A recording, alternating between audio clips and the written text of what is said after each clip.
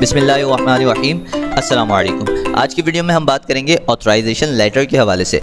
इस वक्त दराज पे बहुत से प्रोडक्ट सेल करने के लिए दराज हमसे ऑथराइजेशन लेटर मांगता है और ऑथराइजेशन लेटर ना होने की सूरत में आपकी बहुत सी प्रोडक्ट्स जो है वो लॉक कर दी जाती है। यानी कि अगरचा वो कितना ही सेल हासिल कर रही हो या कितने ही रैंक प्रोडक्ट हो या उस पर कितने ही अच्छे रिव्यू हो, लेकिन ऑथराइजेशन ना होने की वजह से उसमें किसी भी तरह की ब्रांड इन्वॉल्वमेंट पाई जाती है तो वो प्रोडक्ट जो है ब्लॉक कर दी जाती है और आपसे ऑथराइजेशन लेटर दराज की तरफ से मांगा जाता है।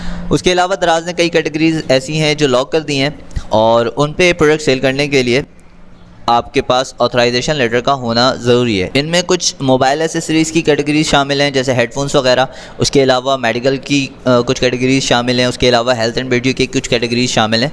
तो इस तरह कुछ कैटेगरीज दराज ने लॉक कर दी हैं जिसके लिए आपके पास ऑथराइजेशन लेटर होना बहुत ज़रूरी है। उसके अलावा आप दराज पर उन कैटेगरीज़ में प्रोडक्ट सेल नहीं कर सकते और अगर आपके पास पहले से अपलोड है, वो सेल भी हासिल कर रही है, तो वो मुमकिन है कि किसी भी वक्त लॉक कर दी जाए और आपसे ऑथराइजेशन लेटर मांग लिया जाए।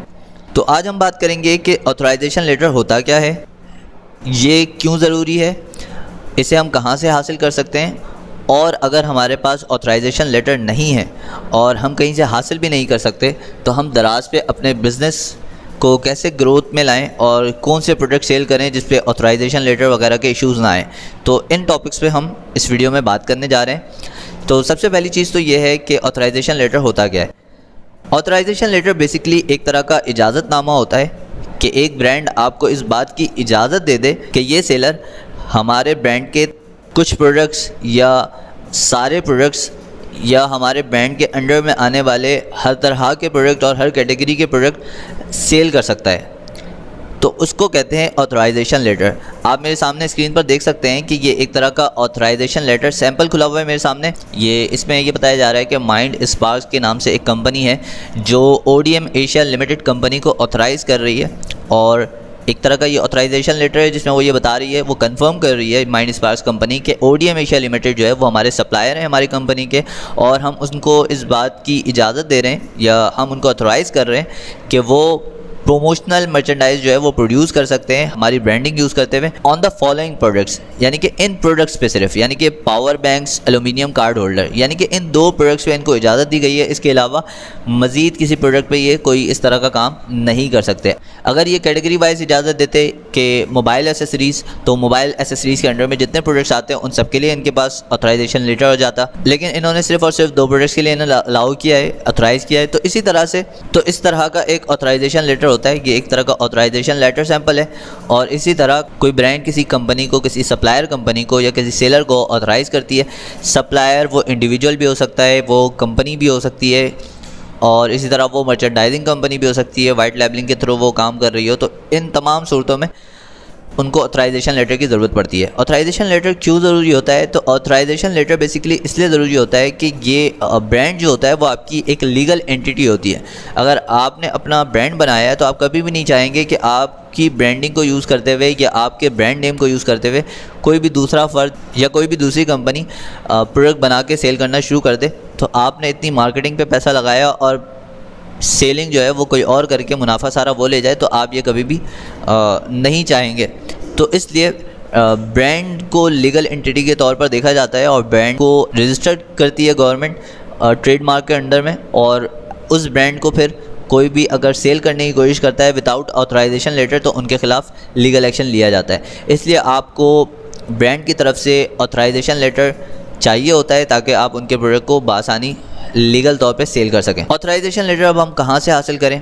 तो ऑथराइजेशन लेटर बेसिकली आप किसी भी ब्रांड से हासिल कर सकते हैं, यानी कि कोई ब्रांड हो, डिस्ट्रीब्यूटर हो, कोई मर्चेंडाइजिंग कंपनी जो मैन्युफैक्चरिंग कंपनी हो, तो आप उनसे हासिल कर सकते हैं। यानी कि 3 तरह की एंटिटी से आप हासिल कर सकते हैं, या तो वो मैन्युफैक्चरर हो, या तो वो ब्रांड हो, या तो फिर वो डिस्ट्रीब्यूटर हो।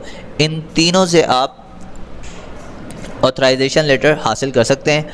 और अगर आप एक दफ़ा इनसे आपको जिन प्रोडक्ट्स पे, जिन कैटेगरीज़ पे प्रोडक्ट सेल करने की इजाज़त मिल जाती है, आपको रिटन फॉर्म में ऑथराइजेशन लेटर मिल जाता है, तो दराज आपको वो प्रोडक्ट्स और उन कैटेगरीज़ में प्रोडक्ट सेल करना अलाउ कर देता है या उस ब्रांड के प्रोडक्ट्स सेल करना अलाउ कर देता है। तो आप ब्रांड तक कैसे पहुँचेंगे, तो ये आपकी अपनी ज़िम्मेदारी है। आप उनको ईमेल करें आप उनसे रब्ता करने की कोशिश करें, आप उनके ऑफिशियल नुमाइंदों से बात करें, तो आप इस तरह से उन तक रसाई हासिल करके अपने लिए ऑथराइजेशन लेटर की रिक्वेस्ट कर सकते हैं अगर वो चाहेंगे। उनका भी हर ब्रांड का अपना कोई ना कोई क्राइटेरिया होता है, इसी तरह हर सप्लायर का, हर मर्चेंडाइजिंग कंपनी का अपना क्राइटेरिया होता है, और उन क्राइटेरिया पे अगर आप पूरे उतरेंगे तो आपको ऑथराइजेशन लेटर प्रोवाइड कर दिया जाएगा। अब अगर आपके पास ऑथराइजेशन लेटर है नहीं और आप कहीं से ऑथराइजेशन लेटर हासिल नहीं कर सकते, तो अब आप क्या करेंगे?